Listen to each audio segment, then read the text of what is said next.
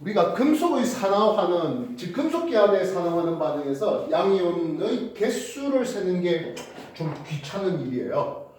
영재고를 준비한다든지 과거를 준비하는 학생들은 뭐 그렇게 크게 신경 쓰진 않아도 됩니다만은 혹 여러분들이 그런 류의 문제에 대해서 선생님 이거 어떻게 풀어? 라고 했었을 때 일단 가장 기본적인 패턴을 좀 한번 소개를 해보겠습니다. 지금처럼 투풀 대 투풀 될 때는 금속 양계수가 변함이 없었죠. 대신 질량수를 보고 또는 뭐 원자량을 보고 금속 반응의 질량이 증가했습니까? 감소했습니까를 우리가 이제 판단할 수가 있었을 텐데요. 그렇지 않고 전하량이 서로 다르면 이온 개수가 달라지게 되겠습니다. H1 플러스 은이온이 있는 데에다가 은보다 반응성이 더 큰 금속을 준비해 볼까 하겠습니다. 예를 들어서 마그네슘을 준비했다 할게요. 뭐 굳이 마그네슘이 아니라 여러 가지 다른 은보다 반응성이 큰 금속들은 굉장히 다양하게 있죠. 구리 한번 준비해 볼게요. 아마 가장 많이 나오는 것 중에 하나가 이런 놈일 것 같습니다. 그래서 구리하고 은 있는 상태에서 반응을 시켜보아요 하겠습니다. 결국엔 은이 섭출되고 구리가 2 플러스가 되겠죠. 다시 말하면 금속 구리는 상대적으로 은보다 반응성이 더 커서 전자 2개를 잃어주고 산화되고 은 이온은 전자 1개를 얻어먹어서 환원되네요. 근데 말입니다. 누구는 전자 2개를 잃어주고 누구는 1개만 먹겠다면 안 맞잖아요. 1개 얻어먹는 것에 2개가 있어야 되겠습니다. 즉 2개의 은이 섭출되면서 구리 2 플러스 하나가 나왔습니다 하겠네요. 이 경우 이온의 개수는 어떻게 되겠습니까? 근데요. 이거 하나 나왔지만은 은 1 플러스 2개가 사라졌어요. 무슨 뜻입니까? 전체 이온수는 감소했습니다. 즉, 이 경우에는 반응한 구리의 개수에 따라서 구리가 1개 반응한다면 N개 반응한다면 총 양이온수는 2N개 있던 놈이 N개로 줄어들죠 하겠습니다. 1 플러스 2개가 사라져서 2 플러스 하나가 나오다 보니까 처음에 2개 있었다가 1개로 줄어들죠 하는 게 이게 구리의 개수 변화에 따른 총 양이온의 개수 변화 그래프가 되겠습니다. 이해됐습니까? 만약에 H1 플러스가 3개가 있었던 상황이라고 한다 해보자고요. 이제 알루미늄 한번 준비해볼까 하겠습니다. 이 경우에는 알루미늄과 은 1 플러스가 있는 상태에서 반응시키면 은 섭출되고 알루미늄 3 플러스가 나오게 될 텐데요. 이 경우에는 3개의 1 플러스가 사라지면서 1개의 3 플러스가 나옵니다. 이 경우에는 역시 이온수가 줄어들 텐데요. 이 경우에 알루미늄의 개수에 따라서 이 경우 N개였다면 3N개 있던 놈이 N개로 줄어드는 꼬라지를 볼 수가 있겠죠. 무슨 말인지 알겠습니까? 1 플러스가 사라지는 건요. 은 1 플러스가 거의 유일하다 보시면 되겠습니다. 1 플러스 누구 있었어? 리튬, 나트륨, 칼륨하는 알칼리 금속 있어요. 얘네 반응이 너무 커. 얘네들을 섭출시킬 수는 없어요. 일반적인 금속 집어넣어 가지고는 말입니다. 쌤, 나트륨을 섭출시키는데 칼륨을 넣으면 안 되겠습니까? 칼륨은 나트륨보다 반응성이 더 좋았잖아요. 또는 칼슘을 넣으면 안 되겠습니까? 칼슘 반응성이 더 좋았잖아요. 나트륨보다는요. 근데요, 걔네들은 물과 먼저 반응을 해버려요. 무슨 말이겠어요? 나트륨을 섭출시키기보다 물보다 먼저 반응을 해버려요. 그래서는 얘기가 안 맞아요. 이해됐습니까? 물과 반응해서 수소기가 빵빵 나오거든요. 그래서는 얘기가 안 맞아요. 금속 대 금속의 산화원 반응에 부합되지 않기 때문에 그래서 일종 알칼리 금속을 섭출시킨다든지 그딴 얘기들은 안 나와요. 이해되겠어요?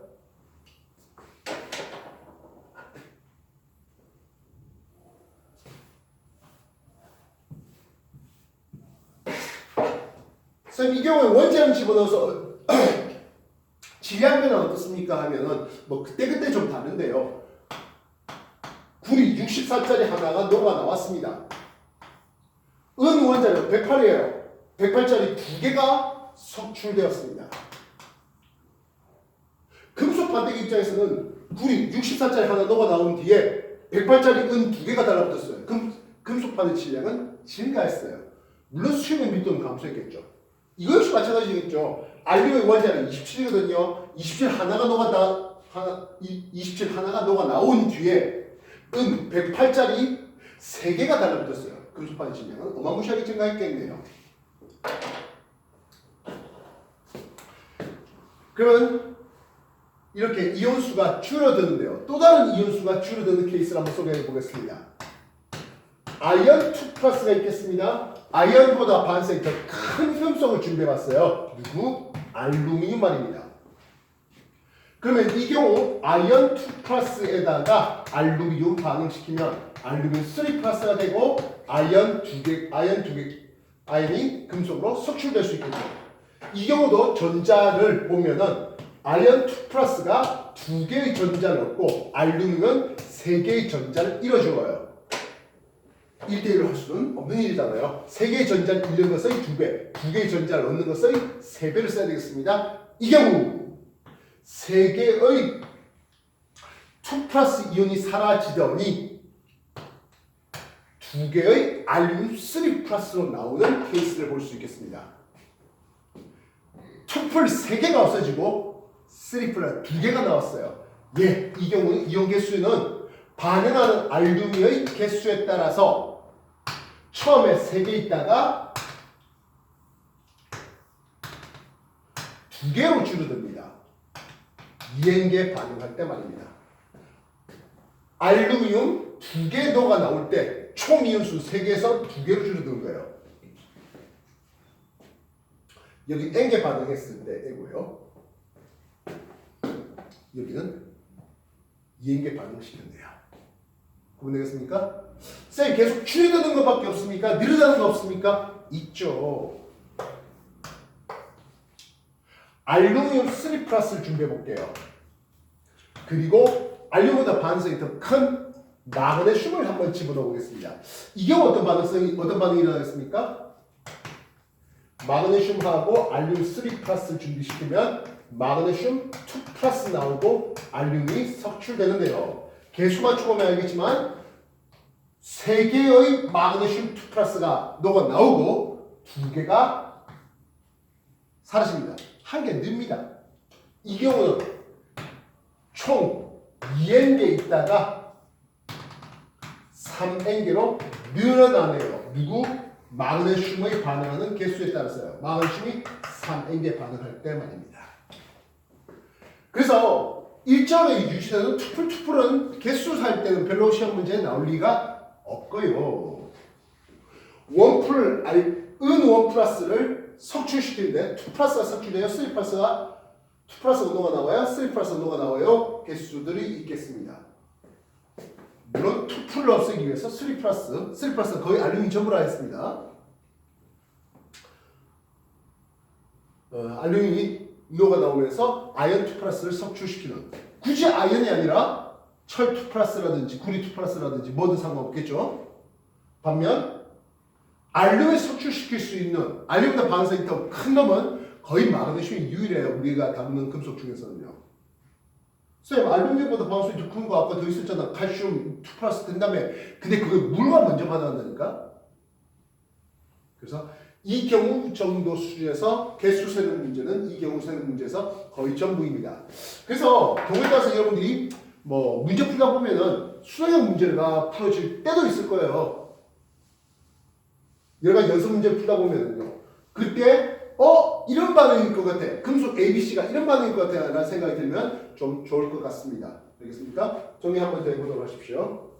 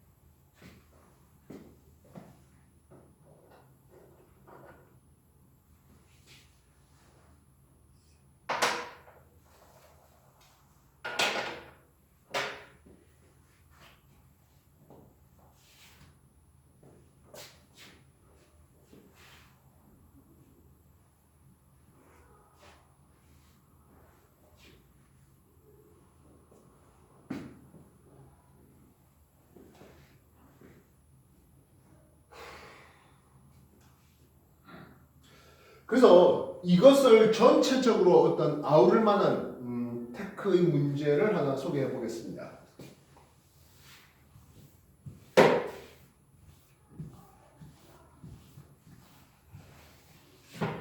여러분들 교재 259쪽의 것에 대한 금속 대 금속의 반응성인데요. 이런 반응을 한번 줘보도록 하겠습니다.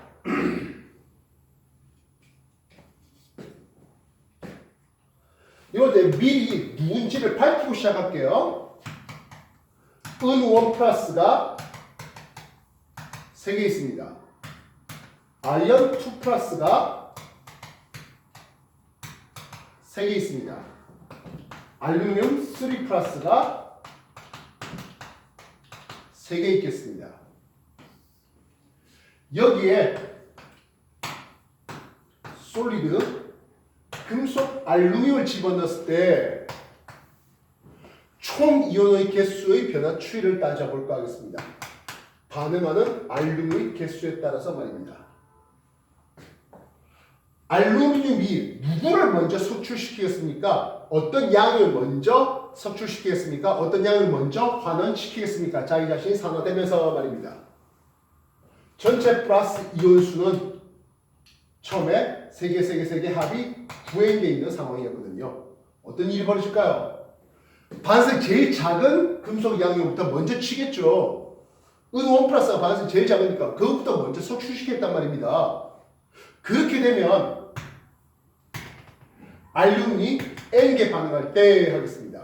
어떤 일이 벌어졌겠습니까?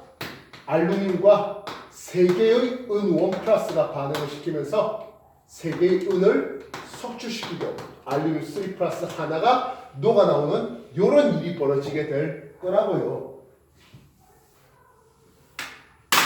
세봅시다.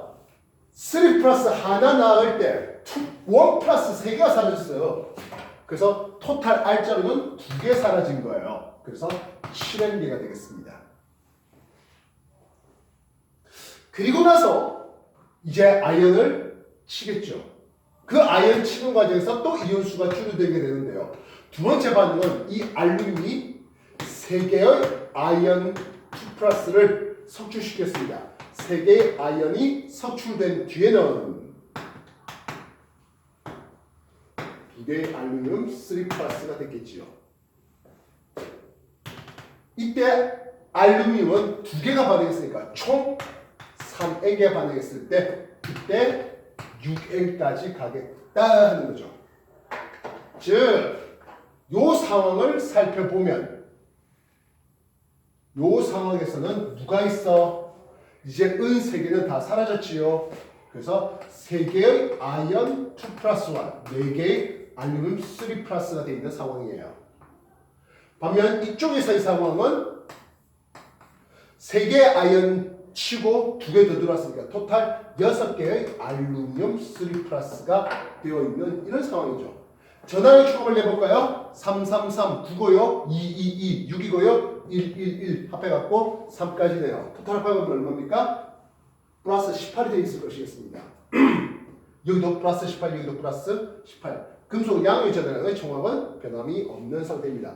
음이온도 결국엔 마이너스 18만큼 있었을 거란 말입니다. 이해됐습니까? 반면 알루미늄이 아니라 아연을 집어넣으면 어떤 일이 벌어졌을까요? 아연은 알루미늄 반응성이 작습니다. 그 말은 은은 석출시킬 수 있을지언정 알루미늄 석출시키지 못합니다. 그럼 어떤 일이 벌어지겠습니까? 하네요. Ag1 플러스를 석출시켰습니다. 이 아이언 2 플러스가 되는 과정에서요. 그러면 Ag가 은이 석출되는데요. 이때 아이언 하나당 은 2개가 석출됩니다. 그래서 만약에 아이언이 N개 반응한다면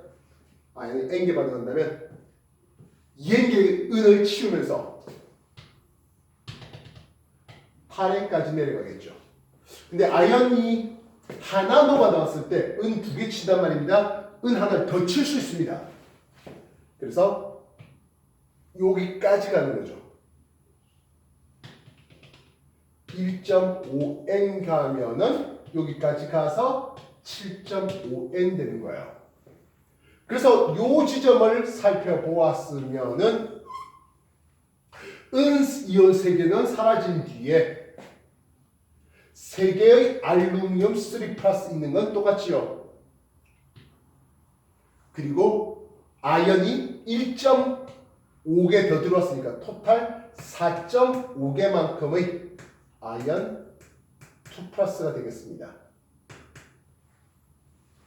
뭐 보시면 알겠지만 플러스 18의 전달량은 똑같다 하는 거라고요. 얘는 내가 누군지를 살펴봤지, 누군지를 먼저 던져드렸습니다. 그러지 아니하고 A이온 3N개, B이온 3N개, C이온 3N개가 있는 상태에서 이제 여기는 요 1점 빨간 거는 그죠? N, 아연 이렇게 되겠죠? 그래서 빨간 라인 실험하고 하얀 라인 실험이 서로 두 개 달리게 된 거예요. 총 양연수가 9N개 있다가 금속 C를 집어넣으면 금속 C를 집어넣을 때 C 하는 거에 따라서 7N, 6N까지 N, 3N까지 반응한 C에 대해서 반면 B에 대해서는 뭐 이런 식으로 라고 했다면 말입니다. 그지? 이렇게 해놨다면 누구게 해야 되겠죠? 결국 뭐 충분히 인지되겠지만 A이온은 은5 플러스가 B이온은 아연이 C는 알루미늄에 이렇게 매겨볼 수 있겠다는 겁니다. 무슨 말인지 알겠습니까? 그래서 개수 세는 형태의 문제는요. 1 플러스는 거의 은이온이라고 보시면 됩니다. 3 플러스는 거의 알루미늄 보시면 되겠습니다. 알루미늄보다 반응 더 큰 놈으로서는 마그네슘이 거의 유일하겠고요. 그보다 작은 놈은 뭐 구리를 쓰든지 아연을 쓰든지 그건 이만 만든 대로 하시면 됩니다.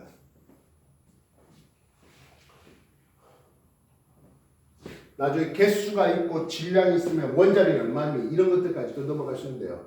뭐 시작 그 정도까지 이루어질 필요한 건 아니라 하겠다고요. 다시 한번 정리해 보시기 바랍니다.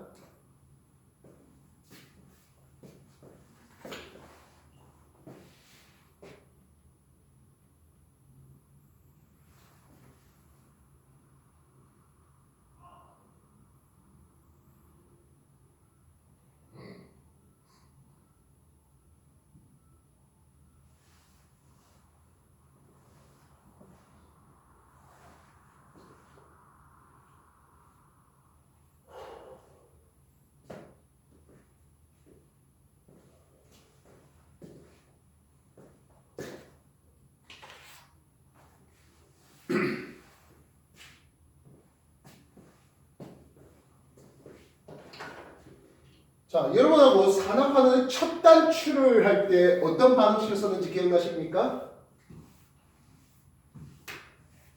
산화반응 할 때 첫 단추는 산화처리 재련 과정입니다. 예, 한 페이지 넘길게요. 우리 일상생활에서 산화반응으로 페이지 260페이지. Fe2O3 산화철과 같은 놈들의 일산화탄소를 반응시켜서 이산화탄소를 만들면서 철 만들었어요 하겠습니다. 3개의 이산화탄소와 2개의 철되는 이런 과정을 보겠는데요. 이산화탄소가 산소를 얻는 산화되는 과정. 산화철 입장에서는 산소가 빠지는 환원 과정이었네요. 5가 더 한다면 얘는 3 플러스를 했잖아요. 3개의 전자를 잃어주는 3개의 전자를 얻는 과정이 되겠군요. 양이온이 전자를 얻는 환원을 통해서 원소 물질로 되돌아가는 이게 철의 재련 과정, 산화철의 재련 과정, 산화철의 환원 과정이었습니다. 이렇게 환원시킨 이유가 뭐겠습니까? 철이란 게 원소 상태로 쉽게 우리한테 산출됩니까? 하는 거예요. 금은 쉽게 원소 상태로 산출됩니다. 구리는요, 살짝만 가열해주면 산화구리나 황화구리를 금속구리로 바꿀 수 있습니다. 그래서 굳이 재련하지 않아도 되는 금속으로서 금을 먼저 사용했다가 이후에 구리를 사용하는 청동기 시대, 그리고 산화철을 재련하는 철기 시대가 됐는데요. 이 철이 무색이 참 좋잖아요. 단단하고요. 물론 엄밀히 말하면 그 안에 탄소가 좀 더 들어간 탄소광이 되면 좀 더 단단하고 뭐 여러 가지 성질들이 좋은 게 많아요. 문제는 쉽게 산화된다는 뜻이죠. 철은 생각외로 쉽게 부식이 잘 됩니다. 철은 쉽게 산화가 잘 됩니다. 철이 산화되어서 만들어진 녹이라고 불려주는 거는요, 철의 물성을 나타낼 수가 없어요. 푸석푸석 떨어지잖아요. 이해됐어요? 그래서 철은 쉽게 Fe는 산소 반응에서 쉽게 FeO나 Fe2, O3나 경우에 따라서 Fe3, O4 등등등으로 쉽게 산화됩니다. 이때 추가적으로 물이 있으면 훨씬 더 쉽게 산화됩니다. 여기에 플러스 알파 소금과 같은 전해질이 있으면 더더더더 빠르게 산화됩니다. 쉽게 없앤다는 얘기죠.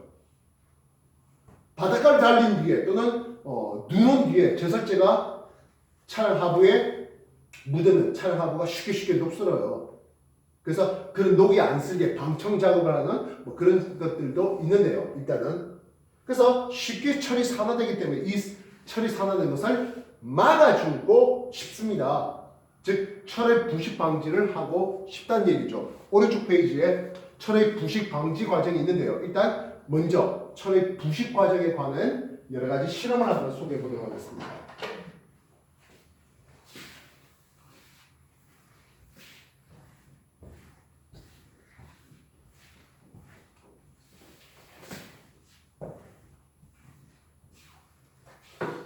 일반적으로는 당연히 철이 산소도 공기 중에 산소도 만나고 그리고 물도 튈 수 있죠. 비 오면 말입니다. 그래서 시험관을 준비해봤는데요. 철못을 준비해봤어요.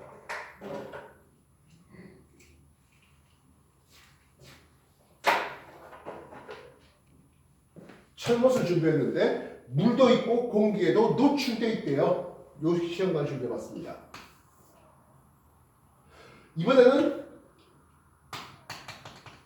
끓여서 식힌 물을 준비했습니다. 그리고 위에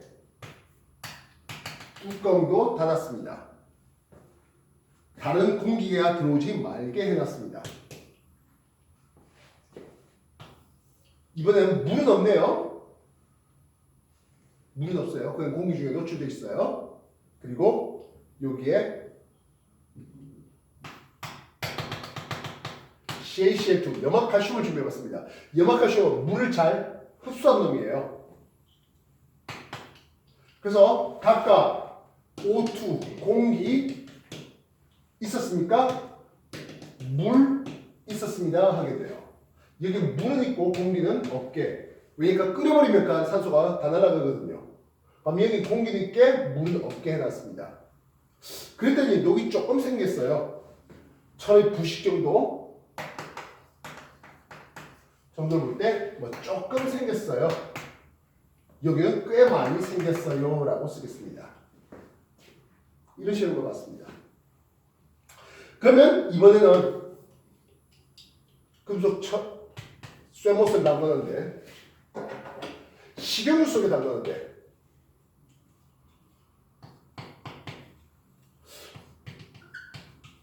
식용유라면 이 안에 물도 없고 공기도 없겠죠. 산소도 없겠죠. 그랬더니 철의 부식 아예 없대. 이런 결과를 보게 되겠습니다.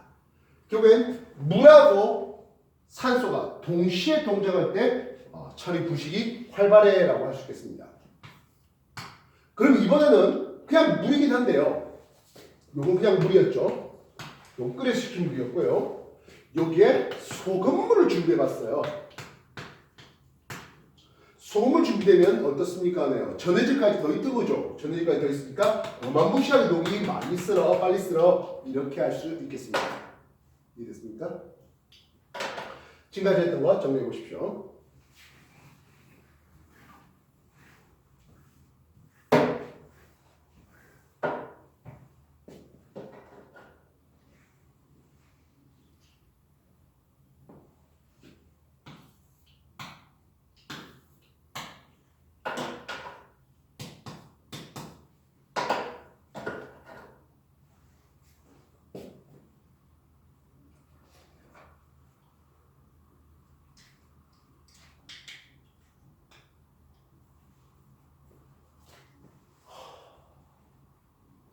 요 시험관은 물도 있고 산소도 있는 건 똑같아요.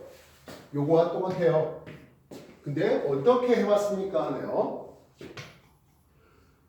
마그네슘을 감아놓은 것과 구리를 감아놓은 걸 한번 준비해봤습니다. 철보다 방사성이 더 큰 마그네슘 같더니 이거 녹이 안 쓸어요. 반면 철보다 방사성이 모자란 구리였더니 더 많이 녹이 쓰는 것을 봤어요. 그럼 어떤 일이 벌어진 겁니까? 하네요. 녹이 안 쓰고 녹이 더 많이 쓰도록 하겠습니다. 철보다 방사성이 더 큰 마그네슘이 붙어있을 때는 마그네슘이 자기가 먼저 살아야 되겠대. 철도 좀 가만히 있으라고 할 수 있는 거죠. 이해됐습니까? 반면 구리는 철보다 방사성이 모자라요. 철, 야씨 철 먼저 네가 살아내라고 오히려 구리가 재촉하는 거죠. 이해됐어요? 그래서 오른쪽 페이지입니다. 철의 부식을 막아주세요. 철의 부식을 막는데 지금 보다시피 철이라는 게 산소하고 물이 있을 때 한꺼번에 같이 동작할 때 훨씬 빠르게 산화되는 것을 볼 수 있습니다. 그래서 얘네들을 오지 않게 해달라는 거죠. 적극 차단해야 되겠습니다. 이해됐습니까? 그래서 기름칠할 때 뭐 페인트 칠할 수 있겠죠? 코팅하는 것도 말입니다. 그리고 철보다 반응성이 작은 금속으로 도금하겠습니다. 철보다 반응성이 작은 금속, 뭐 니켈이라든지 크롬과 같은 이런 놈들로 도금하는 거죠. 우리가 수도꼭지 그거 크롬으로 도금되어 있어요. 그래서 철이 쉽게 산화되지 않게 그렇게 준비된 것들입니다. 그래서 이거는 철보다 반응성 작은 금속으로 도금하는 방법이 있었습니다. 뭐 금도금하면 훨씬 더 좋겠군요. 그죠? 두 번째, 그렇다면 철보다 반응성 작은 금속을 연결해 보겠습니다. 철보다 반응성이 작은 게 아니고 철보다 반응성이 큰 금속을 연결해 보겠습니다. 대표적으로 마그네슘 같은 것들을 연결해 봤습니다. 그럼 어떤 일이 벌어집니까? 한데요. 마그네슘 자기가 먼저 산화되겠대. 아연, 철보다 반응성이 큰 금속이 먼저 산화되겠대. 그러면서 철의 부식을 막아주고 있는 상황이 벌어지겠다는 거예요. 이것을 뭐라 부릅니까? 하면 음극화 보호라는 이름을 쓰게 됩니다. 음극화 보호. 철보다 반응성이 작은 금속이, 철보다 반응성이 큰 금속이 자기가 먼저 산화되겠대요. 그래서 배에다가 마그네슘을 부착해 놨습니다. 아이론을 부착해 놨습니다. 배에 철로 만든 배 말입니다.